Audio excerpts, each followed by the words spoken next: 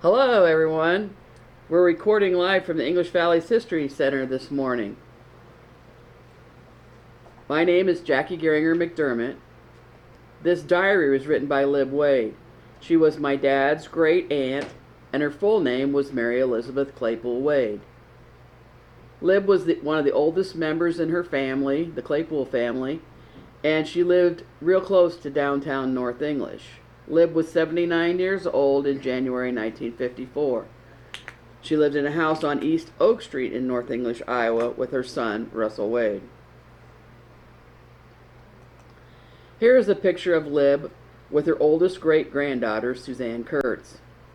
Sue gave me this picture last Saturday at the History Center.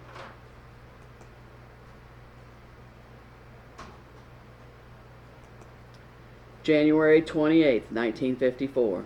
Not quite so cold. Cloudy. Fog this morning. The roads are icy, but cars are going as usual. Haven't seen or talked to anyone but Russell, the paper girl, and the milkman. Heard Hazel talking from Wayne's to Melva. Bobby is out of school yet.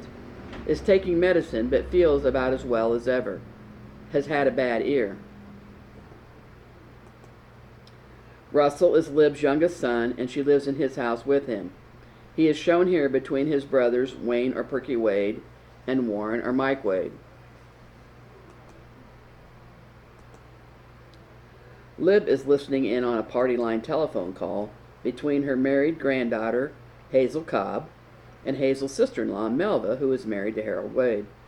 They are talking about Hazel's son, Bobby Cobb, who has been out of school sick this winter. Shown in this picture, taken later in 1954, are Lib, her son Perky or Wayne Wade, granddaughter Hazel Cobb, holding Mary Elizabeth Cobb, who was named after Lib, Bobby Cobb, and Glenna Lee Cobb.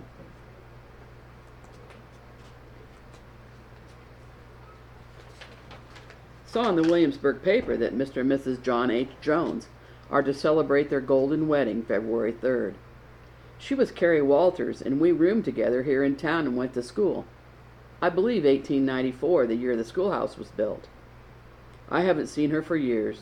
Didn't know she was living. Her sister Mattie died, I think, some time ago. Carrie has 2 daughters. One is Mrs. Clarence Grimm, who lives northwest of town several miles near the Agnew farm. The other is Mrs. C.H. Williams of Williamsburg. Mr. and Mrs. Jones's picture is in the paper, both very nice looking. And by the magic of digitized newspapers, here are Mr. and Mrs. John H. Jones.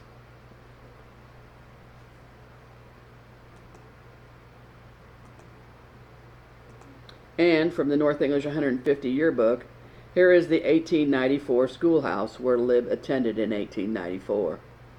Since Lib's family lived in the country and she attended rural Yankee Point school, I am guessing that Lib attended in North English for her advanced training to teach school.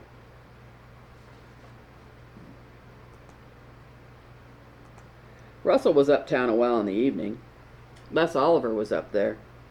He has a new car bought, a Cadillac, but won't get it for a week or so, a fancy one. Expects to drive to California. His wife and daughter are there. The girl, 10, is in the movies.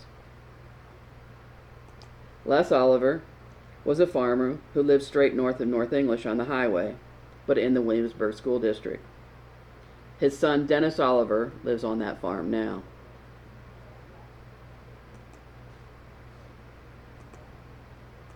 Gwen Oliver was Les's wife, and for years she owned a tour group out of Williamsburg. Yeah, GGG Tours. And here is Geraldine Oliver. She appeared in several television shows and films and was in the movie The Eddie Cantor Story. Geraldine was also Miss Eastern Iowa, 1960.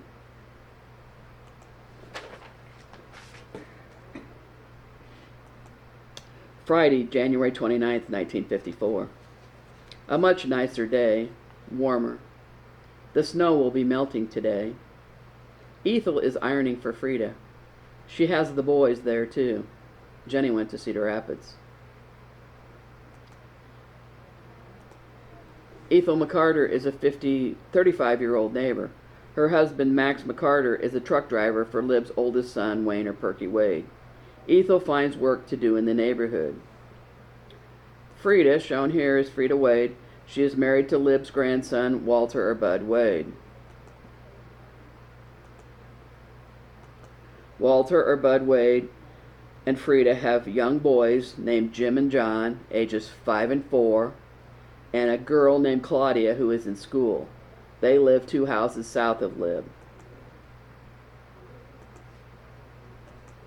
Jenny Wade is Lib's daughter-in-law, the wife of Perky Wade.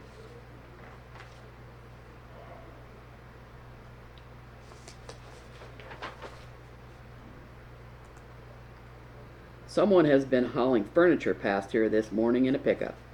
Made 3 trips that I saw. They went on to east of Charles Cox's house.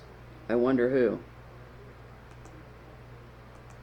Charles Cox, or Beanie Cox, was the father of my faithful listener, Julie Cox Stainerson. Beanie and Esther and their children lived at the corner of Oak Street and Boland Avenue on the east side of the street.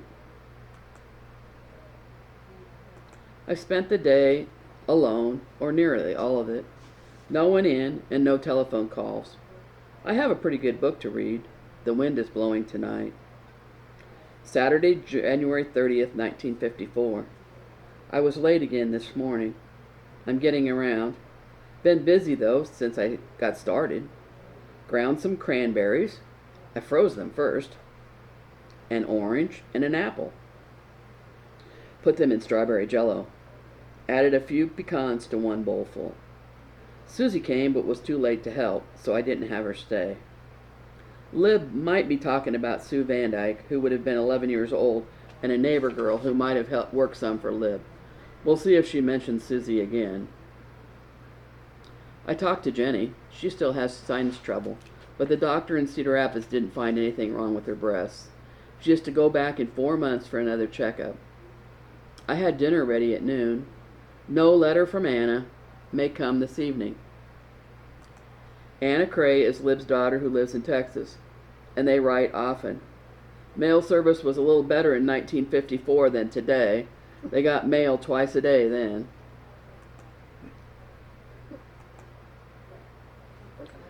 Was starting to do the dishes, and Pearl and Nedra and her boys, Ricky and Jerry, and Joanne came. Jerry is a nice-looking, healthy baby. He was born December 18th. Pearl Polton Claypool is married to Lib's nephew, Otis Claypool.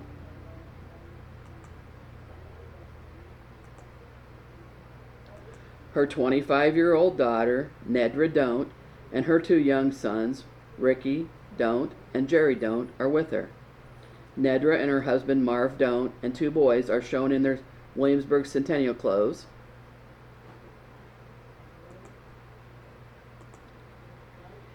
And also, Joanne Woodward is Pearl's 18-year-old granddaughter, the daughter of Pearl and Otis's daughter Leora, who is married to Lyle Woodard. In this 5-generation picture that was published in the newspaper in 1975 are Lib's nephew Otis Claypool, his daughter Leora Woodward, his granddaughter Joanne Ritchie, great-grandson Randy Ritchie, and great-great-grandson Robert Ritchie.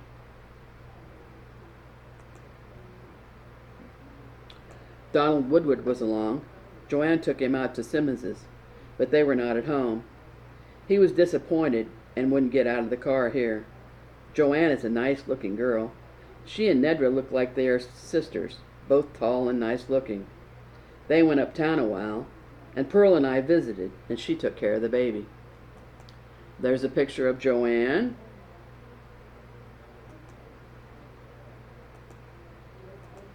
And another one when she was older.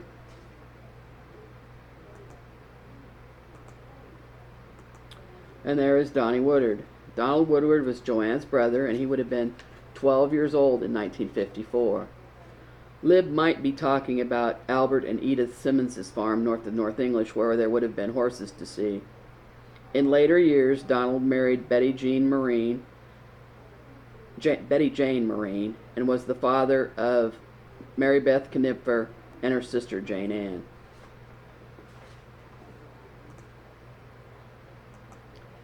Trace McDonald was here in the evening. Russell went uptown. Teresia or Trace McDonald was a friend who was the housekeeper for the Catholic priest, Father Duggan. Sunday, January 31st, 1954. A nice sunny day. Snow and ice will go pretty fast, I think. We received Anna's letter last evening. They are all fine. Had a birthday dinner for Arlen last Sunday. The Kurtzes were there too. Mrs. Kurtz took a cherry pie. Iowa frozen cherries. Several others, friends down there, also attended. Arlen Cray is Lib's middle grandson in Texas. He was 25 years old this week. I assume that Mrs. Kurtz is Lib's granddaughter Evelyn Kurtz's mother-in-law, Mrs. Homer or Beulah Kurtz. Many Iowans spend the winter in the south part of Texas. Our city water is shut off this morning in order to repair some of the water pipes. I talked to Jenny last evening. She had a letter from Ruth. Fern is in a hospital, had an operation. Sounded as if it was quite a serious one. Ruth Butterbaugh Ott is Jenny's sister. She had a daughter named Fern. Here is a picture of Ruth and Jenny and their brother Irvin Butterbaugh.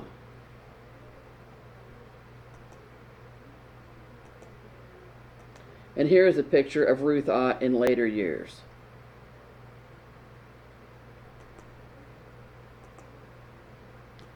And here is a picture of Ruth's daughter, Fern Ott Paul. Margaret Martin called me yesterday. She had heard from Dale. He called her by phone. He is still in bed all the time. The swelling is now in his side, was in his leg at first. They are going down to see him today.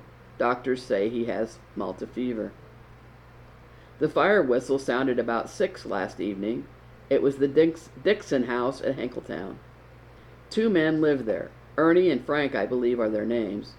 The roof was on fire when it was discovered. It burned to the ground. One of the men has been sick, was in the hospital in Iowa City and then in a nursing home here, but was at home when they had the fire. Fire burns 100-year-old house. About 6 o'clock Saturday evening, the fire department was called to the farm of Frank and Ernie Dixon, east of town. The house was afire and burning fiercely when the firemen arrived. There was nothing they could do to save the house. It burned to the ground in a very short time. It is thought the fire started from an overheated chimney in the upstairs. The brothers were home at the time, but saved very little of their belongings. Another brother, Jack Dixon, tells us that the house was built on the Dixon family homestead nearly 100 years ago, and that he and his brothers and sisters were born in the house.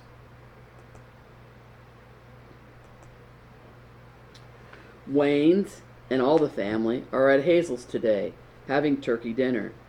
Celebrating wedding anniversaries, I think, too. Wayne and Jenny Wade's family are the siblings shown in this photo, and all of their husbands and wives and small children. Hazel Cobb is in the front row, and in the back are Harold or Stub Wade, Belva Yoss, Evelyn Kurtz, and Walter or Bud Wade. Wayne and Jenny were here a while after they came home. Hazel Bringman Baker and her husband and children were at Hazel's too. Hazel Bringman Baker was Jenny's niece, the daughter of her sister Della Bringman. Alice's husband has left her again. She is at her folks's, has 2 children. The baby boy has a heart ailment and they don't expect him to live very long. Alice was Della and Tony Bringman's daughter, and her son Andrew Smith passed away in February of 1954. Hattie came over about 4 and stayed until Levon and Leona came home from the oil station about 9. Hattie Killian was Lib's neighbor who owns a boarding house on Boland Avenue. Her nephew and his wife, Levon and Leona Versler, live in her home with her and have the oil station that later became Multi-County Oil. Note that they are open until 9 p.m. on a Sunday. Heard that Cecil Markwell died in Cedar Rapids. Must have been sudden, for Hattie said that he had been working at the same place John Newberry was last week. Hattie had been in Cedar Rapids all last week. Came home this forenoon. And here is Cecil Markwell's obit. He was a welder in Cedar Rapids for the last 6 years. John Newberry is Hattie's younger brother and the ancestors of the Newberries that live in the North English area today. Hattie used to live in Cedar Rapids and has friends and relatives there. When I was researching the diaries last Thursday night, I was looking for a picture of Donnie Woodard's sister Joanne, and all I could find was that faded newspaper clipping of the 5th generation of Otis Claypool's family. So I looked online to see if I could find that same picture, and it was even more washed out looking than the original I have. So I pulled up her obituary from Find a Grave, as I knew she was buried at Yankee Point Cemetery, and nope, no picture, but I did read all of her descendants. Most were named Ritchie, the same as Joanne's first husband, except for Tricia Weegan. I thought, that sounds like a Williamsburg name, and thought no more about it. On Friday, I had to wait on my car at Charles Capper Ford in Williamsburg, and they came out and said it was going to be at least another hour because the repair wasn't going as hoped. So I had just called my brother that had just been in Capper's looking for Ronnie Capper, who was gone from work that day. Chip said he was at the nearby coffee shop and he would come rescue me. Chip took me in to E. Pearl Boutique and Porterhouse Coffee and introduced me to the owner, Tricia Weegan, and said she was a friend of his as he goes there all the time for iced tea. I kind of wondered if that was the same Tricia Weegan, as that is not exactly a common name. I wanted my usual sugar-free caramel macchiato, and they said they had regular ones on the board, so I ordered a regular. Tricia said they did have sugar-free, and we visited a while, and we left, and I went back to Capper's and rescued my car. When my car was done, I thought, I'll stop by there again and get a sugar-free and see if I like it. Tricia waited on me in the drive-up, and she had Ritchie tattooed in tiny letters on her inside arm. I said, what does that say? And she said it was her dad's signature. And I said, what's his name? And are you Joanne's granddaughter? Long story shortened up a little bit. We are now Facebook friends, and she gave me the better picture of Joanne because she has all of Joanne's photos. And Tricia Weegan, you are 6 generations down from the lady that wrote this diary, who was named Mary Elizabeth Claypool Wade, or Lib Wade. And by the way, Tricia is tall and nice looking like her grandma Joanne. The English Valley's History Center promotes the rich history of the communities within the river valleys of the North, Middle, and South English rivers. It encompasses an area roughly served by the English Valley School District from Deep River to near Parnell and from Watcher to Kinross. This also includes the communities of Millersburg, North English, Webster, and South English. Please send donations to the English Valley's History Center, P.O. Box 70, North English, Iowa 52316. Last Saturday, Debbie Westfall Stewart from Riverside came to the History Center with some donations from her parents, Harley Westfall and Karen Baines Westfall, since they are downsizing. She brought some school books from her great-grandma, Lulu Baines, which we will have near our antique school desk, and some other interesting items. Here is a cup from the 125th North English celebration in 1979 with advertising from Jerry Lee's shoes that her aunt and uncle owned in North English. And another with the same message. North English celebration, 125th celebration, July 27th to the 29th, must be. 1854 to 1979. Gerald Shoes, 113 South Main, North English, Iowa, 52316. And on a special note, I used to have an apartment upstairs in that same building. And Debbie Westfall Stewart left this plate from the 1894 schoolhouse, which sat just to the south of the present grade school auditorium.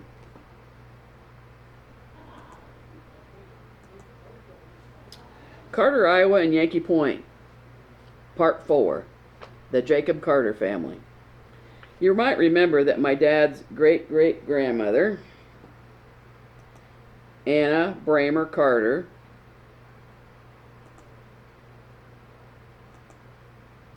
who later married William Raines, came to Iowa County in the 1850s and settled. Where Grandma Raines settled was the farm at 2378 360th Street, which is to the top of the hill and then east from Ballard's Bridge. Around Ballard's Bridge was the site of Carter. The house on the top of the hill and to the east is now owned by a descendant named Keith West. His ancestor was Grandma Raines' son, David Carter. The Yankee Point School, which was originally across the road, is the garage at that farm now. The children of Anna Bramer Carter Raines and her first husband, Benjamin Carter, were William, shown here with his wife, Harriet, Stephen, Oscar, Jacob, David, and their only girl, Armella Carter, who married Frank Pettibone. There's Frank Pettibone.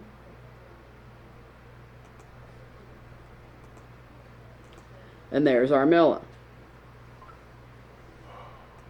After Armella died, Frank Pettibone married his widowed daughter-in-law, Ellen Warner Pettibone, and Ellen died the next year in childbirth. Later, Frank married Phoebe Harding Carter, the widow of Armella's brother, Jacob Carter. Franklin Pettibone was a well-respected businessman in the community. Frank committed suicide in 1910 at nearly 81 years as his health was failing badly. Frank and his two wives, Armella and Ellen, are buried under the big stone at Yankee Point Cemetery.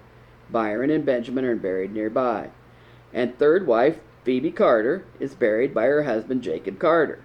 I don't have any pictures of Jacob and Phoebe.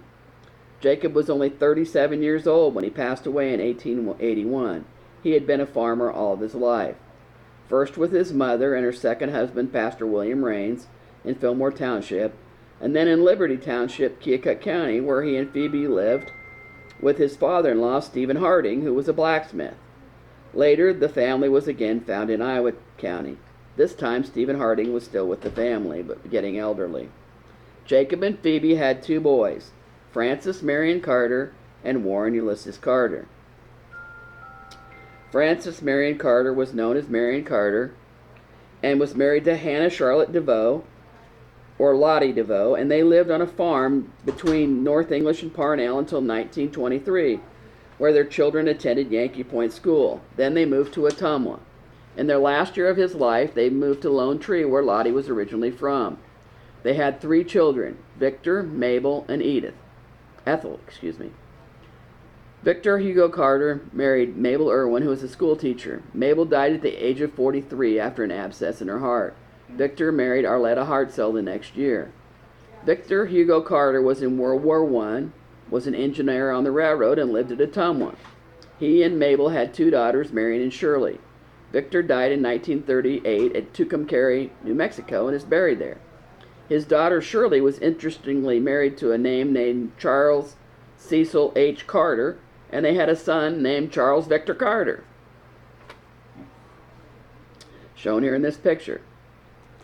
Later, Shirley married a man named Charles Brown. Shirley's sister, Marion Elaine Carter, married a man named William Whitaker in Tucumcari, New Mexico. They had several children, including Merle Monroe or Sonny Whitaker, Marion Victor Whitaker, who was a Marine in Viet Nam, Mabel, William or Bill, and Alice. They divorced, and she married a man named Dean. She later moved to Texas. The first daughter of Marion and Lottie Carter, Mabel or Maybelle Carter, was married to Leo Bokroff. They had a son named Harry, and her married name was later Mabel Winger. The second daughter of Marion and Ethel Carter was Ethel Carter Lindsay. Ethel attended Yankee Point schools and graduated from North English High School. Ethel Carter married John Lindsay. She lived in North English for 55 years and was active in the Eastern Star and the American Legion Auxiliary. Ethel died in 1977 in Texas with her family and is buried in the North English Cemetery. I wish I could find a picture of Ethel Lindsay. The other son of Jacob Carter and Phoebe Harding Carter, Pettibone, was Warren Ulysses Carter. Warren Ulysses Carter was married 3 times. His first wife might have been named Mary. Warren was a grain thresher at one time, and the newspaper said he went to Fort Edward, New York to be an engineer. Warren's second wife was Sophia Goodwin, who had 3 children with the last name of Ferris. Sophia died in 1903, and in 1904 the newspaper reported that the 2 youngest Ferris children were taken to an orphan's home in Des Moines, and the son Edward Ferris was listed as an adopted son of Phoebe Carter Pettibone in the 1910 census. Warren Ulysses Carter's last wife was Ressie Wilkins. Ressie's mother was Geneva Cheney, the daughter of Amos Cheney, and her family had roots in the Millersburg area. Warren Carter died in 1914 at the age of 38 with tuberculosis and is buried beside his second wife, Sophia, at Yankee Point Cemetery. Ressie was left with 3 little girls, and 2 years later she married Samuel Wilkinson, who died in 1930. Ressie was then left with the second set of minor children. Ressie Wilkinson's children were, as shown on this picture, Wilma, Gladys, and Lucille Carter, and Esther, Donald, and Dorothy Wilkinson.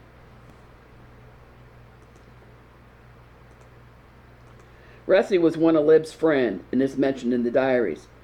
Ressie Wilkinson lived out in the country at Yankee Point area where her children attended school and then lived in the west part of North English. She died in 1978 and is buried at the North English Cemetery. And here is a picture of Ressie Wilkinson from the North English Methodist book. Next time in our continuing stories, Carter, Iowa and Yankee Point, we will take a look at the family of David Carter.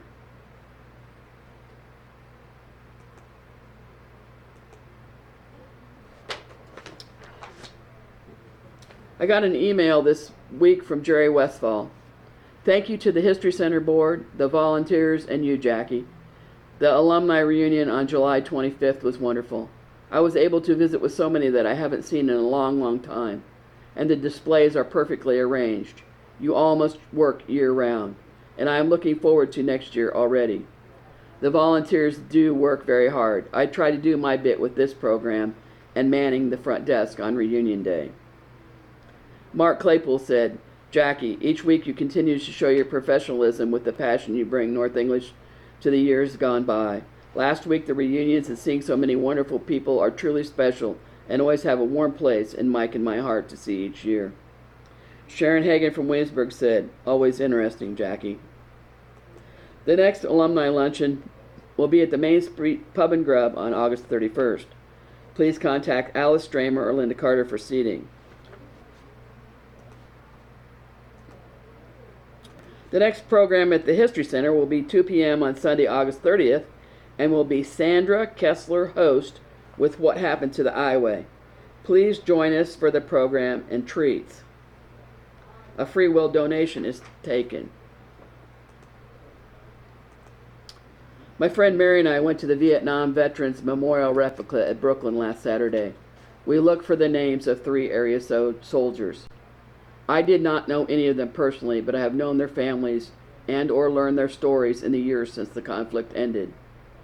The wall contains the names of the soldiers killed in the years from 1959 to 1975. And here's a picture of the moving wall.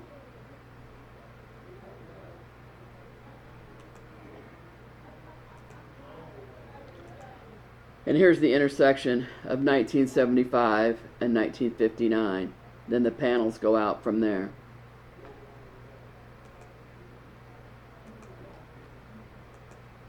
Thomas Martin Behrens from Watcher, who graduated from Tri-County High School in 1961, was killed on October 31st, 1969.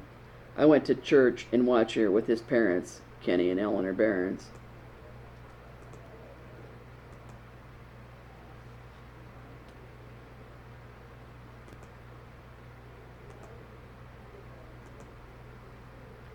And there's Tom Behrens' name on the wall.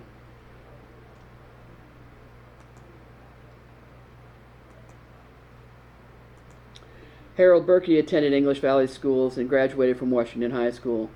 Harold was killed in 1971. Harold Berkey was a Navy SEAL, as was his brother.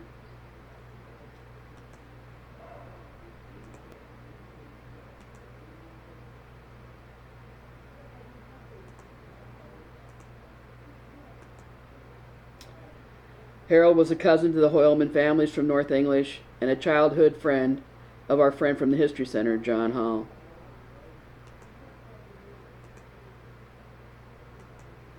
And there is Harold Berkey's name on the wall.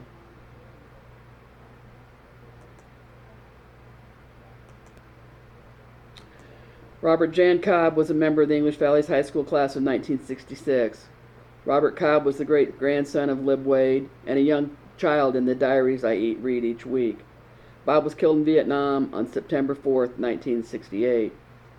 His parents, Glenn and Hazel Cobb, donated his historical belongings and medals to the English Valley's History Center. I will have a feature story on Bob Cobb soon. My faithful listener, Louise Ballard Davis, was his cousin, and they celebrated their birthdays together each year. Bob has many cousins from this area on the Wade and Cobb sides of his family. Several of his cousins listen to my broadcasts and remember him well. My cousin John Geringer said, Bob was a very good friend in high school. 58 years after his death, I still think about him frequently. And here's Bob Cobb's name on the wall.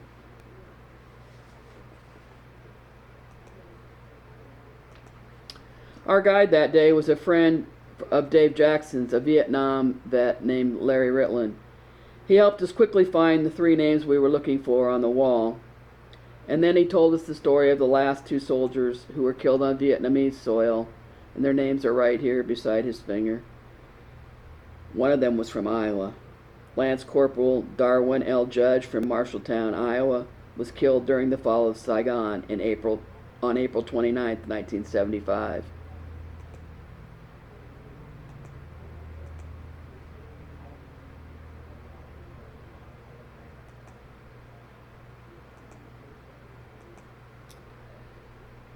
And Marine Security Guard Corporal Charles McMahon of Woburn, Massachusetts. They were the last two men to lose their lives in Vietnam.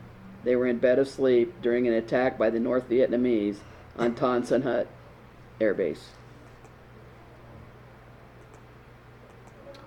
I also heard there was a picture of Richard Henson on display at the wall. He was a victim of Agent Orange and was the former mayor of North English.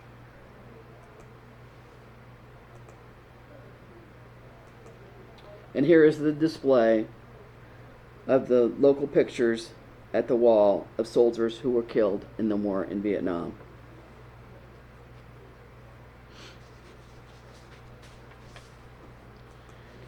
And finally today, we have a message from Scott Romine, Vice President at the History Center. Hello, dear alumni. It is a cool rainy day in North English, a much appreciated break from the heat and humidity of July. It is also a good time to catch you up on what's happening here at home. Our second attempt at an all-alumni reunion on Fun Day Saturday seemed to be a big success again, with about 200 of our past graduates on hand. The Fun Days events on Saturday, July 25th also added to our fun. In fact, the Main Street Parade seemed to attract a larger crowd this year, as did the church food tent at City Park. The food tent workers say they served more people that day than they have for many years. Meanwhile, up and down Main Street, the car show was magnificent, with more cars and more visitors than ever before. At the English Valley's History Center throughout the afternoon, friends and classmates stopped by to see old friends, and there were many reunions happening all over. Yes, the entire day was fun, and we know we want to do it all again on the final weekend of July next year. We hope to see you then. Oh, and another thing, several have asked if the Every Wanted EV book is still available, so we reprinted some this year. We are also interested in learning about historical English Valley's items that you might wish to donate to the History Center. Please contact Dave Jackson, Scott Romine, or any board member to donate. Thank you for listening, and we'll see you in 2 weeks because I'm going to be gone next week to ride the train at Boone and to go to the state fair. Goodbye!